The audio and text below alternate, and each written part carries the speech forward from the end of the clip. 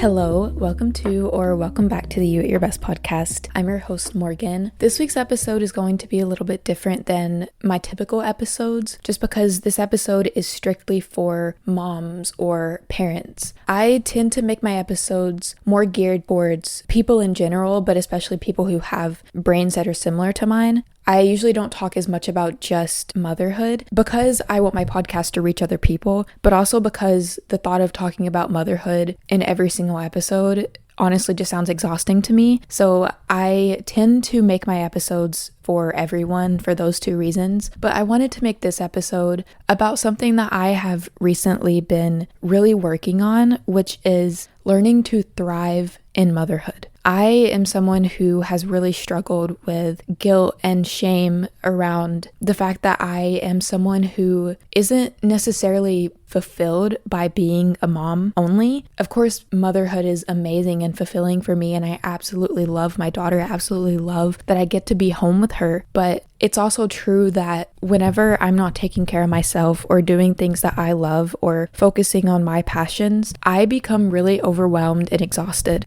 So I have 6 tips that I'm going to share today about learning to enjoy motherhood. And I think this might actually become a series on my podcast. I'm constantly thinking of things that I might share with new moms, or I might share with moms in general, and things that I have been doing to enhance my life. I don't talk a lot about motherhood on my podcast, but there are certain things that I would love to share with people and certain unsolicited advice that I would love to give. Okay, let's go ahead and get into the episode. Like I said, I have 6 tips. The first one is you don't have to choose between yourself and your child. Your child's happiness is not more important than your happiness. I know as moms, we're taught that we have to put everyone else before us, but your happiness and your well-being is just as important as the happiness and well-being of every single other person in your life and on this planet. Both you and your child are equally as important, so you do not need to push yourself to the side for your child. Of course, there are times where you may need to, like if there's medical emergencies or whatever, you may need to drop everything that you're doing and that you care about for your child, and that's a different story. But in the everyday life, it's okay to choose yourself too. It's okay to create routines that work for both of you, not just for your child. You don't have to exhaust and overwhelm yourself to prove that you're a good mom. The next one is to let go of shame. As moms, we often feel shame or guilt. Guilt basically says, I did something bad, and shame says, I am bad. But a lot of the things that we feel shame and guilt over aren't things that we should even be worrying about. Yes, it's important to keep an eye on yourself and your behavior and change things that you realize aren't helpful, but there's no need to bring shame into that. You are human, so you will make mistakes. You will mess up sometimes. You will have bad days. You will be exhausted and overwhelmed, but none of those make you a bad mom.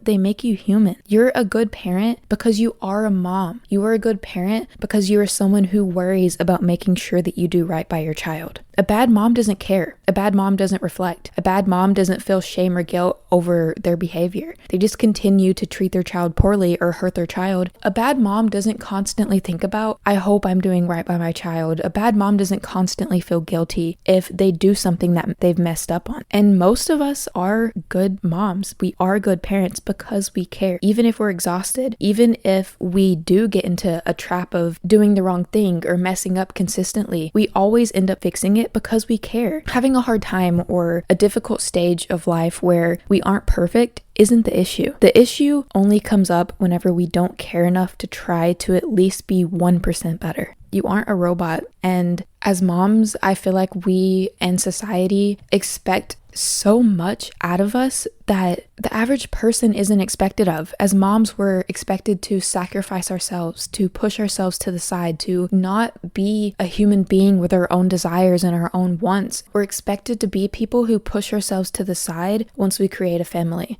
That's the reason why so many women say that they don't want to become a mom, or it's their worst fear to end up married and being a mom or a housewife, because it's expected of us by society to put everyone else first. And whenever someone has to do that, they do become exhausted. They do become overwhelmed. Even someone who is very fulfilled by motherhood and doesn't really need anything else in their life will become overwhelmed if they are expected to do everything for everyone else, to always put everyone else first. As moms, we have to learn to start putting ourselves first. And I mean that in the kindest way possible, because I know the roles that society has put on us can make it so difficult, but you don't have to put others first. You can choose you and your child, and you're not a bad mom for having desires outside of motherhood. The next one is to create a routine. This is more for moms that are maybe at home with their child all day, like I am. I am like the number one routine hater. I always have been. I used to find routines pointless and restricting, but once I started creating a daily routine that works with my brain, that has some leniency, life as a mom has become so much more bearable. And I've only been having a routine for a couple of days, and I want to make that very known. But before we had a daily routine, our days were very chaotic. I was exhausted and overwhelmed because there was no real guidance.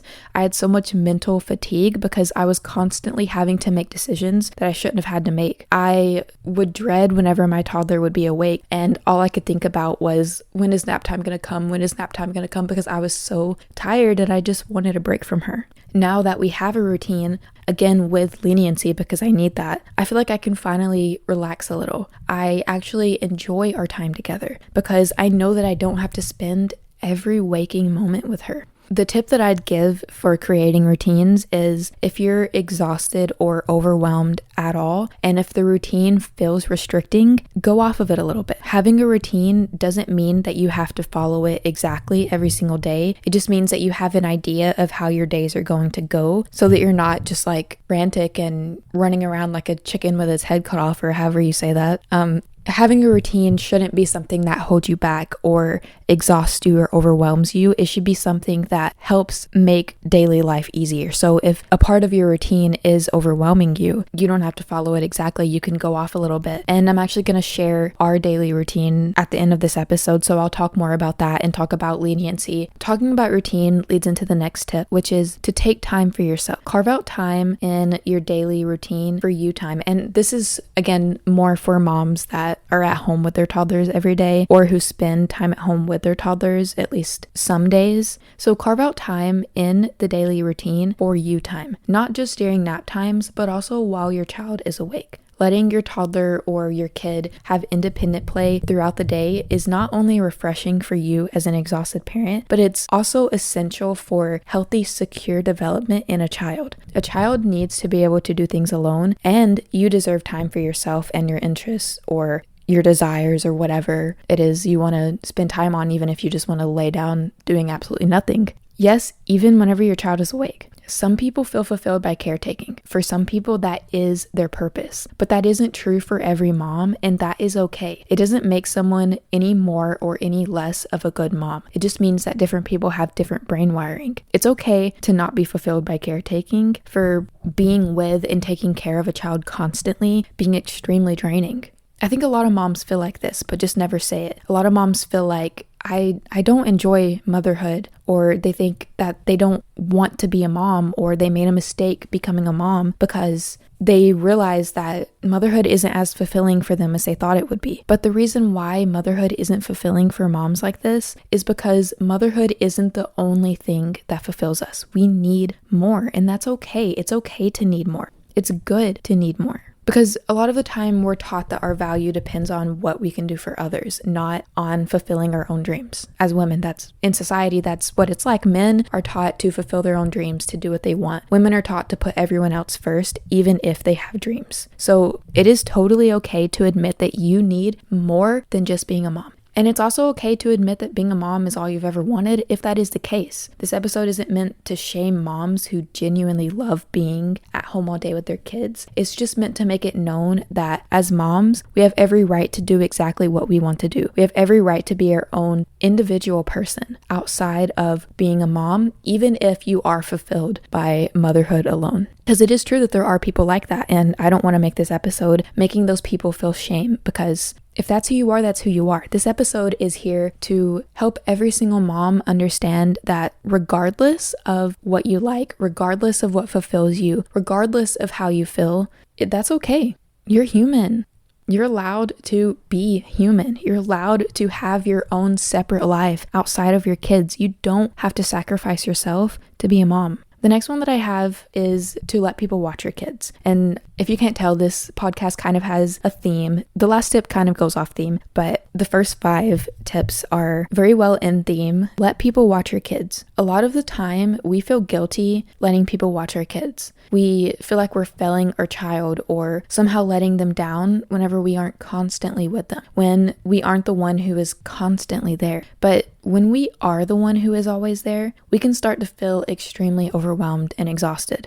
And as moms, we have to take breaks from our kids to recharge. We have to take breaks from our kids to be able to be good moms. Even if that means just simply staying at home and bed rotting for hours while someone else watches your kid. What you choose to do when your child is gone is always exactly what you needed. So please, before I even share the rest of this, please don't feel shame for what you do, for what you choose to do whenever your child is gone. Rest is good. Working on your passions is good. Just do whatever works for you, whatever feels needed in that moment. A mom who is happy and fulfilled but not always around will always impact a child more positively than a mom who is always there but exhausted and overwhelmed.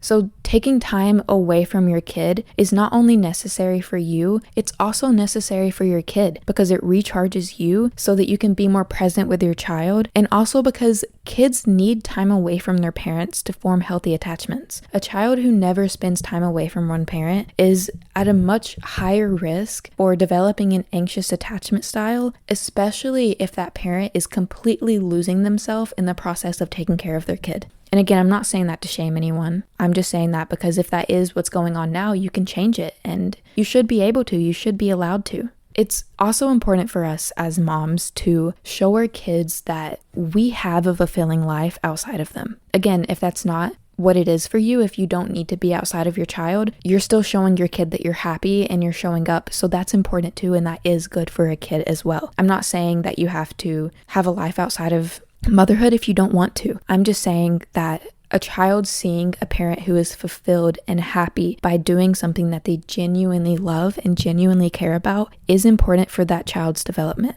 Because truth is, it puts a lot of pressure on a child whenever they constantly feel like they have to be the only thing in our lives. They may even grow up to feel guilty for having dreams and aspirations outside of the relationship with their parent. They may hold themselves back out of fear of feeling anxiety that they feel whenever they are away from their parents. Kids who are constantly with their parents will struggle with almost not putting themselves out there, almost being too scared to face their fears and follow their dreams. They may end up in relationships where they have to constantly sacrifice themselves for their partner and their kids. And that's not healthy at all. So please take time away from your kids and enjoy that time away from them. Be your own person. Be human. This is still your life. Our kids don't come into our lives to take away all of who we are. They come into our lives as an added bonus to an already fulfilling life. And also, quality always overrides quantity. We don't have to spend a lot of time with our kids. Even if you were the parent, even if you were the primary caregiver, you do not have to spend a lot of time with your child. That's not how they feel loved. They feel loved through the quality of time whenever they are actually with us. So when we are happy, fulfilled, and present, that is what helps them gain a secure attachment to themselves and to the people in their lives and people around them. Okay, so the last one is not on theme. It's for the anxious moms. As a mom, your decisions and choices override everyone else's. Again, this one is for the anxious moms, specifically the ones who worry a lot about unsolicited advice, the ones who get frustrated when others tell them what they should or shouldn't be doing in motherhood. And before I get into this, I want to say that it is very popular on social media right now for moms to make people who give unsolicited advice out to be cruel, mean, and narcissistic. I want to shut that down because I don't agree with that. That is black and white thinking, and those spaces on social media can be very toxic and unhelpful and actually really harmful.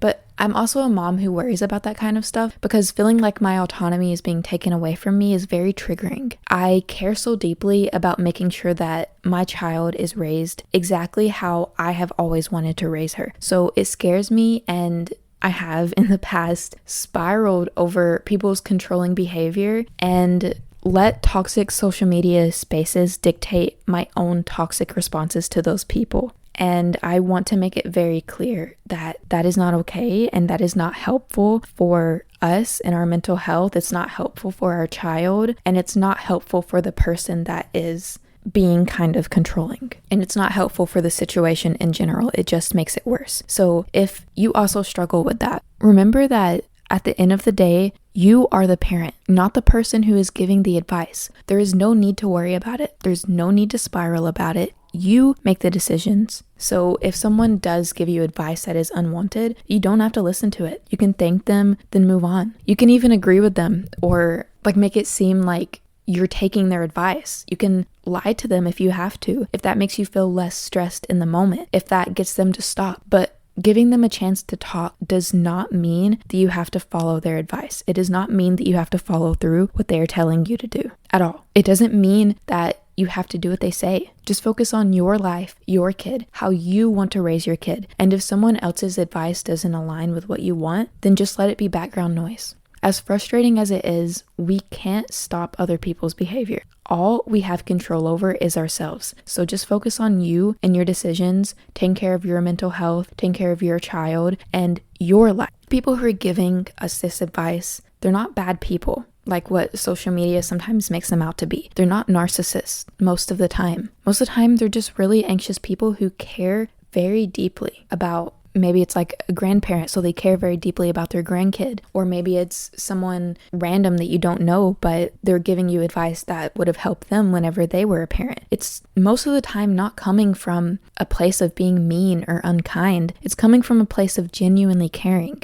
But that behavior still negatively impacts others at times, and it doesn't change the fact that it does bother you. If it bothers you, you can't stop it from bothering you, but it doesn't mean that you have to be unkind to them. You have to remember that they're doing this because they're anxious. But at the end of the day, they are aware that you are in charge. They know that. They know that what you say will always go before all else because you are the parent. And in knowing that, sometimes that is why they push even harder with advice and control that you never asked for. They're doing it because they know that they don't have a say. And that causes a lot of anxiety for some people. So that means that despite their behavior, you are the one who is winning. So whenever someone is pushing harder, understand that it's because they're anxious, not because they have any control over your life at all. So just give them some grace, be kind to them, but also remember that they don't have access to your parenting decisions. Okay, that's all for the advice. Now I'm going to share my routine that I created, and remember this is something that's only been going on for a couple of days. First of all, this is starting whenever my toddler wakes up. Some mornings I'll wake up before her. Most of the time I don't. I'm not a morning person. I hate waking up early. At 9 a.m. she wakes up. We have like a morning reset. It lasts about 15 to 30 minutes. So she takes her Keppra because she has to take Keppra for her seizures at 9 a.m. and 9 p.m. So the schedule is based off of that. She wakes up later because she goes to bed later. I let her sit on the potty for a little bit of time and then put on a new diaper after that. During this whole time, I try to ensure that I'm staying calm and I'm not trying to start strong. I'm not trying to control her. If she goes and uses the potty, then that's good. If not, that's okay. If she doesn't want to sit on the potty, it's okay. She's also only 19 months old, so we have a while. We don't need to worry about potty training being perfect right now. And then at 9:30, she has breakfast. For breakfast, I am still exhausted. I just woke up and I don't have the energy to put her in her high chair and make an extravagant breakfast. So most mornings, she has something that's very simple, like yogurt or fruit or a baby food pouch, anything like that. Something that's very easy for me because I just don't have the energy to do anything else. And I also make sure that I always have my iced coffee. And during that time, she just roams around. I let her eat as she's running around. I don't make her sit down or anything like that for breakfast. I drink my coffee, wake up slowly, and then about halfway through, I'll try to invite her to the potty again. If she refuses, then it's fine and we move on. And then at 10:15, we have like a connection ritual for about 10 to 15 minutes. So this is basically like my daily I showed up so that I don't feel guilt about taking care of myself, and because it's important as parents for us to show up for our kids and to be present with our kids. So we'll have floor play together, we'll read a book, we'll listen to music, we'll do whatever feels easiest. During this time, I stay away from my phone. I don't multitask. I just stay present with her. And then again, after this time, I'll invite her to see if she wants to go to the potty again. If not, it's fine. And then at 10:30 for about 60 to 90 minutes, she'll have her independent play. So she'll independently play or sometimes watch TV. I'll give her snacks so that if she wants them, they're there. Sometimes during this time, I've noticed that she does cry or get stressed out at first, but I don't stop what I'm doing. I just speak kindly to her and I'm there for her, and I remind her that everything is okay, but this is independent playtime. And then for me, I work on my podcast, I do research, I listen to podcasts about childhood development, childhood psychology. I go on Pinterest and think of style ideas. Sometimes I'll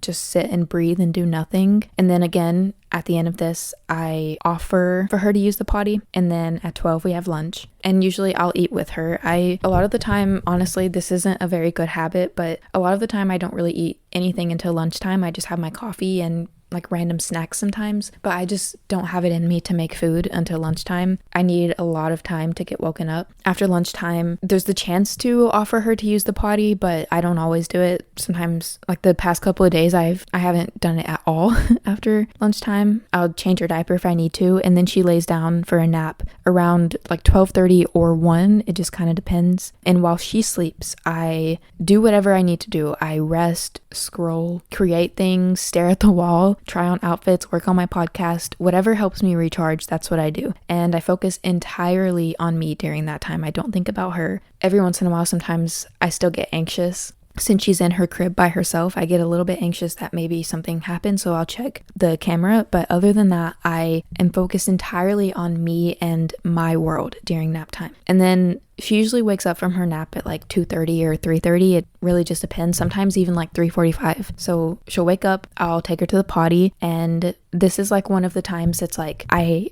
kind of made it where this has to be a moment for potty training.